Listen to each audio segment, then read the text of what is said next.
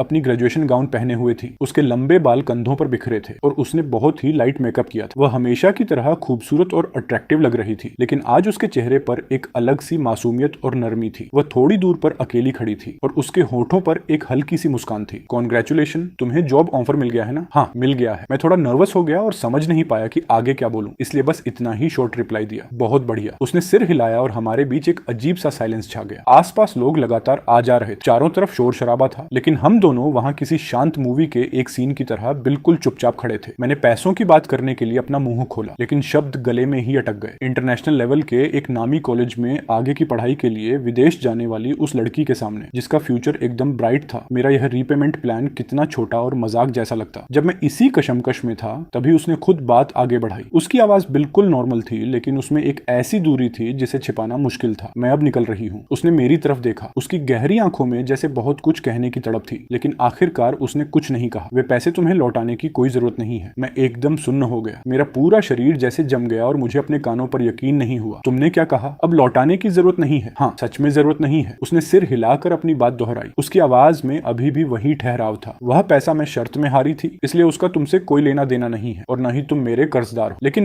मैं कुछ और कहना चाहता था। उसे बताना चाहता था कि वह पैसा मेरे लिए सिर्फ एक शर्त का हिस्सा नहीं था, बल्कि वह मेरी सेल्फ रिस्पेक्ट की कीमत थी। पिछले 4 सालों की मेरी उम्मीद थी, जिसे मुझे हर हाल में उसे वापस करना ही था। लेकिन उसने मेरी बात बीच में ही काट दी। उसके होठों पर फिर से वही हल्की सी मुस्कान आई। तुम्हें जो कुछ भी चाहिए था वह तुमने अपनी मेहनत से हासिल कर लिया है ना? तुम्हें अब उन पैसों से खुद को साबित करने की कोई जरूरत नहीं है, और न ही खुद को मेरा गुनहगार समझने की जरूरत। इतना कहकर उसने मुझे बोलने का कोई मौका नहीं दिया। वह तुरंत मुड़ी और आगे बढ़ गई। उसके लंबे बाल हवा में लहरा रहे थे और उसकी पीठ में वही पुराना कॉन्फिडेंस और फासला साफ दिख रहा था। वह बिल्कुल वैसी ही लग रही थी जैसी पहली बार मुझे कैफे में मिली थी, लेकिन आज उसके कदमों में एक अलग ही दृढ़ता थी। मैं काफी देर तक वहीं अपनी जगह पर बुत बनकर खड़ा रहा। मेरे हाथों में मेरी डिग्री और ग्रेजुएशन सर्टिफिकेट थे, जो बहुत भारी लग रहे थे, मानो मैंने अपने 4 साल की पूरी जवानी, अपनी सारी जिद और मेहनत को अपने हाथों में थाम रखा। उसने कहा कि मुझे पैसे लौटाने की जरूरत नहीं है। उसने कहा कि मैं जीत गया हूँ, लेकिन मेरे दिल का स्वाद और कड़वा हो गया था। मुझे ऐसा लगा जैसे मैंने अपनी लाइफ का कोई बहुत इंपॉर्टेंट हिस्सा खो दिया हो। हमारे बीच का वह कनेक्शन उसने खुद ही एक तरफा फैसला लेकर तोड़ दिया था। अब मेरे पास कर्ज चुकाने का और अपनी नजरों में खुद को सही साबित करने का कोई मौका नहीं बचा था। मैं हमेशा सोचता था कि मेरे गले में बंधी वह कर्ज की जंजीर एक बेड़ी है, जिसे मैं अपनी पूरी ताकत से तोड़ना चाहता था। लेकिन जब उसने खुद आगे बढ़कर एक झटके में उस डोर को काट दिया, तो मुझे एक अजीब सी लाचारी और अकेलेपन का एहसास हुआ। 4 साल का वह सफर खत्म हो चुका था, और मेरे और तो मिंग यान के बीच की कहानी भी शायद यहीं खत्म हो गई थी। मुझे लगा कि यही हमारा एंडिंग पॉइंट। अब हम दोनों अपनी अपनी अलग लाइफ में आगे बढ़ जाएंगे और हमारे रास्ते कभी नहीं मिलेंगे। वह विदेश में अपना नाम कमाएगी और मैं अपने देश में कड़ी मेहनत करके अपने दिल का बोझ हल्का करूंगा, और सब कुछ ठीक हो जाएगा। मैंने ऐसा ही सोचा था। ऑफिस में काम का मेरा पहला दिन था। बॉस मुझे पूरी कंपनी का राउंड लगवा रहे थे, जहां जमीन से लेकर छत तक बड़े बड़े शीशे के ग्लास लगे थे। खिड़की के बाहर आसमान को छूती ऊंची इमारतें, गाड़ियों की लंबी कतारें और शहर की चकाचौंध साफ दिख रही थी। ऑफिस का हर एक एम्प्लॉय बहुत जल्दबाजी में दौड़ रहा था। उनके चेहरों पर थकान और एक अजीब सा कॉम्पिटिटिव जुनून साफ झलक रहा था। पूरे माहौल में कॉफी और पैसों की महक घुली हुई थी। ये माहौल काफी हद तक 4 साल पहले जैसा ही था, लेकिन इसमें एक बहुत बड़ा अंतर था। वहां पैसा उड़ाने की चीज थी, एक गेम था, स्टेटस सिंबल था, लेकिन यहाँ पैसा मेरे लिए एक टारगेट, लाइफ का फ्यूल था, और मेरे दिल के कर्ज को चुकाने का एकमात्र सहारा था। मैंने बहुत जल्दी खुद को इस नए माहौल में ढाल लिया, या यूं कहें कि मैंने कॉलेज के अपने उसी पुराने लाइफस्टाइल को यहाँ भी कंटिन्यू रखा। वही पुराना discipline, high efficiency, clear goal और बिना किसी ढिलाई के लगातार काम करना। बाकी लोग सुबह 9 बजे ऑफिस आते थे, लेकिन मैं 8 बजे ही अपनी सीट पर मिल जाता था और दिन भर का पूरा वर्क प्लान रेडी कर लेता था। लोग शाम को 6 बजे लॉग आउट कर देते थे, लेकिन मैं देर रात तक ओवर टाइम करता था, ताकि खुद को और बेहतर बना सकूं और ज्यादा से ज्यादा टास्क पूरे कर सकूं। मेरे कलीग्स मुझे काम का कीड़ा बुलाने लगे थे। शुरू में वे मेरा मजाक उड़ाते थे, लेकिन बाद में उनके दिल में मेरे लिए एक रिस्पेक्ट और डर बैठ गया। मुझे फर्क नहीं पड़ता था कि लोग मेरे बारे में क्या सोचते हैं। मैं बस इतना जानता था कि मुझे जी तोड़ मेहनत करनी है, खूब पैसा कमाना है, और जितनी जल्दी हो सके उन 1 लाख युआन को इकट्ठा करना है। भले ही उसने पैसे लेने से मना कर दिया हो, लेकिन मुझे वे पैसे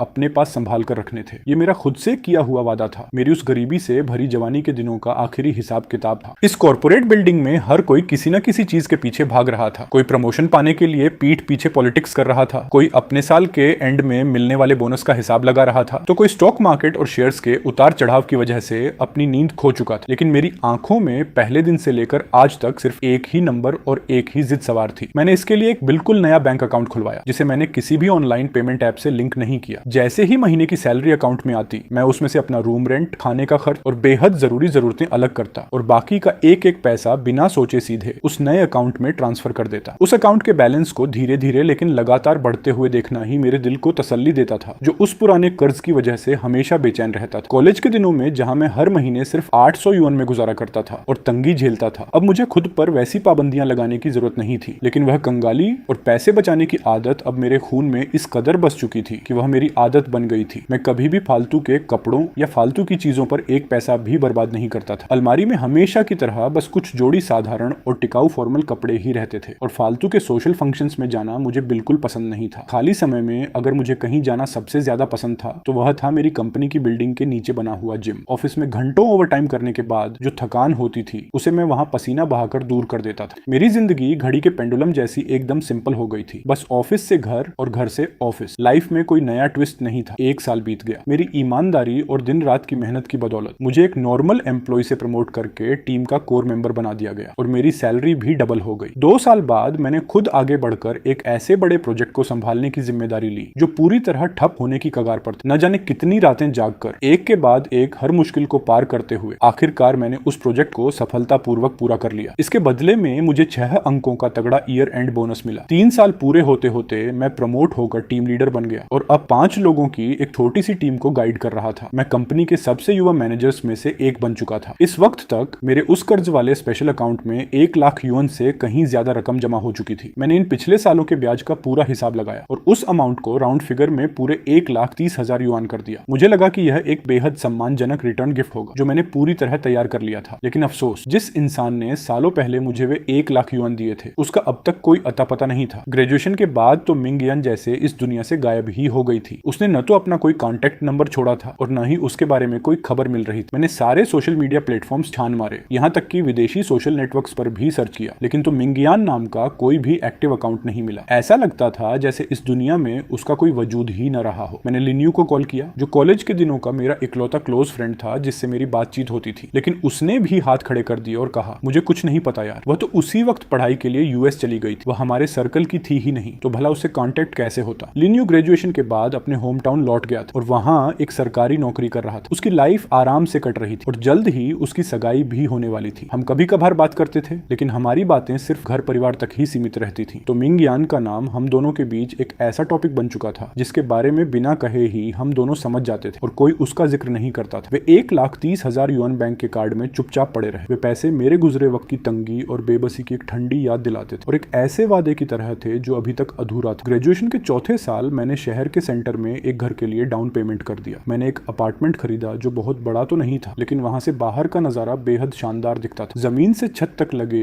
उस बड़े ग्लास विंडो के सामने खड़े होकर आधे से ज्यादा शहर की खूबसूरत नाइट लाइफ को देखा जा सकता था। इसके साथ ही मैंने डेली आने जाने के लिए एक कार भी खरीद ली, जो बहुत महंगी तो नहीं थी, लेकिन इस बड़े शहर में मुझे एक सेफ शेल्टर और अपनी मर्जी से कहीं भी आने जाने की आजादी देने के लिए काफी थी। आखिरकार मैं वैसी लाइफ जीने लगा था जैसी कभी दूसरों को जीते देख मैं हैरान होता था, एक रिस्पेक्टेड और अच्छी लाइफ। इसके बावजूद मेरे दिल का वह खालीपन जो तो मिंग यान के जाने से हुआ था आज तक नहीं भर पाया था। देर रात जब मैं उस बड़ी कांच की खिड़की के पास खड़ा होकर बाहर चमकती हुई शहर की लाइट्स को देखता तो मुझे लगता कि करियर में मैं सेटल हो चुका हूँ, मेरे पास अपनी गाड़ी है और अपना घर है। नॉर्मल स्टैंडर्ड्स के हिसाब से मैं यकीनन एक सक्सेसफुल इंसान था, लेकिन जब भी रात के सन्नाटे में दिन भर की थकान उतरती तो मैं चाह कर भी तो मिंग यान को याद करने से खुद को रोक नहीं पाता था। वह अमेरिका में कैसी होगी, वह लड़की जो कभी किसी राजकुमारी की तरह बेहद स्वाभिमानी हुआ करती थी, क्या उस अनजान देश में उसे कोई ऐसा दोस्त मिला होगा जो उसके दिल की बात समझ सके? क्या वह आज भी अपनी मर्जी से वैसे ही ट्रुथ और डेयर जैसे गेम्स खेलती होगी जैसा उसने उस दिन उस कैफे में खेला था? क्या वह आज भी उतनी ही बेफिक्र होगी? क्या वह आज भी किसी गरीब लड़के की किस्मत को ऐसे ही अचानक बदल देती होगी? इन सवालों का कोई जवाब नहीं था। मैं बस इतना जानता था कि अगर मैं उसे ढूंढ नहीं पाया तो मेरे दिल का यह कर्ज जिंदगी भर मेरे साथ रहेगा और एक ऐसी कसक बन जाएगा जो कभी खत्म नहीं होगी। एक शुक्रवार की शाम हमारे कॉलेज क्लास का वह व्हाट्सएप ग्रुप जो पिछले 4 सालों से बिल्कुल शांत पड़ा था अचानक मैसेजेस से भरने लगा। क्लास मॉनिटर ग्रुप में अनाउंसमेंट कर रहा था कि अगले वीकेंड हमारे ग्रेजुएशन की चौथी सालगिरह पर एक रियूनियन पार्टी रखी जा रही है। इसके लिए एक 5 स्टार होटल का बुफे रेस्टोरेंट बुक किया गया था और सभी क्लासमेट्स को एक साथ आकर कॉलेज के पुराने दिनों की यादें ताजा करने का इन्विटेशन दिया गया था। ग्रुप चैट में जैसे धमाका हो गया। कोई कह रहा था कि वक्त कितनी जल्दी पंख लगाकर उड़ गया, कोई पुराने दोस्तों से मिलने के लिए एक्साइटेड था, तो कुछ लोग अपनी मौजूदा सक्सेस और अचीवमेंट्स का शो ऑफ करने से खुद को रोक नहीं पा रहे थे। स्क्रीन पर लगातार आ रहे मैसेजेस को देखकर मेरे दिल में कोई हलचल नहीं हुई। मेरे लिए यह तथाकथित रियूनियन और कुछ नहीं बल्कि अपनी अमीरी का दिखावा करने और दूसरों को नीचा दिखाने का एक नाटक मात्र था। मैं इन फालतू के लोगों और बेकार की चीजों में अपना कीमती वक्त बर्बाद नहीं करना चाहता था। मैं व्हाट्सएप बंद करने ही वाला था कि तभी लिनियू का एक पर्सनल मैसेज स्क्रीन पर आया। आधी रात हो गई है दोस्त, रियूनियन में आ रहे हो ना? मैंने सीधे 2 शब्दों में जवाब दिया, नहीं आऊंगा। लिनियू ने तुरंत दूसरा मैसेज भेजा, अरे ऐसा मत करो यार, चलो ना, 4 साल हो गए हैं मिले हुए, मना क्यों कर रहे हो? वैसे भी इस बार चाओ काई भी आ रहा है। वह लड़का आजकल आसमान छू रहा है। उसने खुद की अपनी एक टेक कंपनी स्टार्ट की है, सुना है मोटा पैसा छाप रहा है। चाओ काई का नाम सुनते ही जैसे मेरे दिमाग की कोई नस जोर से फड़क उठी। ये वही लड़का था जिसने उस दिन कैफे में बेहद घटिया और कड़वे लहजे में वह 1 लाख युआन की शर्त रखी थी। उसने मेरी सेल्फ रिस्पेक्ट को अपने पैरों तले रौंद दिया था और मुझे सबके सामने तमाशा बनाकर रख दिया था। मैंने फिर से मना कर दिया, नहीं जा पाऊंगा, वीकेंड पर मुझे ऑफिस का काम है। लेकिन लीन यू हार मानने वालों में से नहीं था। ज्यादा बहाने मत बनाओ, तुम अब खुद एक मैनेजर हो, क्या तुम्हें अभी भी रोज ओवर टाइम करना पड़ता है? मैं सिर्फ तुमसे मिलने के लिए इतनी दूर अपने होम टाउन से फ्लाइट पकड़ कर आ रहा हूँ। अगर तुम नहीं आए तो यह सरासर मेरी बेइज्जती होगी। स्क्रीन पर उसके इस मैसेज को देखकर और कॉलेज के दिनों में उसकी उस केयरिंग आदत को याद करके मैं चाहकर भी उसे और मना नहीं कर पाया। रियूनियन वाले दिन मैं अपनी कार चलाकर होटल पहुंचा। वहां की पार्किंग लॉट महंगी और लग्जरी कारों से भरी पड़ी थी, जिनमें से हर एक कार अपने मालिक के रुतबे और रईसी का शो ऑफ कर रही थी। मैंने चुपचाप अपनी नॉर्मल डेली यूज वाली कार को एक कोने में पार्क कर दिया। उस पल के लिए मुझे ऐसा लगा जैसे मैं 4 साल पीछे लौट गया। वही पुराना गरीब स्टूडेंट जो अपनी धुली हुई और फीकी पड़ चुकी जैकेट पहने उस दिन सहमा हुआ उस चमचमाते कैफे में दाखिल हुआ। लेकिन इस बार फर्क सिर्फ इतना था कि मैंने एक बेहतरीन फॉर्मल सूट पहना हुआ था। मेरी जेब में इस महंगे डिनर का बिल चुकाने के लिए पूरे पैसे थे और मेरे पास अपनी सेल्फ रिस्पेक्ट को बनाए रखने की पूरी ताकत थी। वीआईपी रूम में लगभग सभी लोग आ चुके थे। 4 साल बाद मिलने की वजह से कई लोगों के चेहरे और लुक बदल चुके थे। कुछ लोग पहले से ज्यादा मोटे हो गए थे तो कुछ लोगों के चेहरों से वह पुराना बचपना गायब हो चुका था और उसकी जगह दुनियादारी की चालाकी साफ दिख रही थी। वहीं कुछ लोग अब भी अपने पुराने शो ऑफ वाले अंदाज में थे और उनके चेहरों पर एक घमंड साफ नजर आ रहा था। जैसे ही मैंने रूम में एंट्री की, कुछ लोग बड़े उत्साह के साथ अपनी सीटों से खड़े हो गए और बड़े ही चापलूसी भरे लहजे में मुझसे बात करने लगे। अरे वाह, अब तो आप बड़े साहब बन गए हैं मैनेजर चेन, बहुत बहुत बधाई हो। आगे चलकर अपने इस भाई का भी थोड़ा ख्याल रखना। ये वही लोग थे जो कभी कॉलेज में मुझे देखकर अनदेखा कर देते थे या पीठ पीछे मेरा मजाक उड़ाते थे। आज उन सबके चेहरों पर एक नकली और बड़ी सी मुस्कान थी। उनके इस बदलते बर्ताव की वजह सिर्फ और सिर्फ मेरा आज का स्टेटस और मेरी पोजीशन थी। मैंने बहुत ही तमीज से हर एक को रिस्पॉन्ड किया और रूम के एक कोने में जाकर बैठ गया ताकि लोगों का ध्यान मुझ पर कम से कम जाए। चाओ काई भी उम्मीद के मुताबिक वहीं मौजूद। उसने एक ब्रांडेड सूट पहन रखा था, सोने के फ्रेम का चश्मा लगाया था और उसके बाल जेल लगाकर पीछे की तरफ सेट किए गए थे। वह दिखने में काफी जेंटलमैन लग रहा था और अपने आसपास खड़े लोगों की भीड़ के बीच बेहद प्राउड फील कर रहा था। मुझे देखते ही वह हाथ में वाइन का ग्लास लेकर मेरे पास आया और उसके चेहरे पर एक बनावटी मुस्कान थी। चेनियन, बहुत दिनों बाद मिले यार, सुना है तुम किसी बड़ी कंपनी में काफी नाम कमा रहे हो और अब तो मैनेजर भी बन गए हो, सच में बहुत शानदार, बस आप लोगों की दुआ है। मैंने बहुत ही ठंडे और नॉर्मल लहजे में जवाब दिया और बात को आगे नहीं बढ़ाया। वह थोड़ी देर के लिए रुका और जानबूझकर अपनी बात को खींचते हुए एक गहरे टोन में बोला, देखा जाए तो इस वक्त हमारी क्लास में तुम ही सबसे ज्यादा तरक्की कर रहे हो। वैसे उस वक्त तो मिंगयान भी थी। उसने जानबूझकर तो मिंगयान का नाम लिया और फिर अचानक अपनी बात को बीच में ही काट दिया। उसकी आंखों में एक अजीब सी चमक और ताना था, जैसे वह कोई बहुत बड़ा सीक्रेट छिपा रहा हो।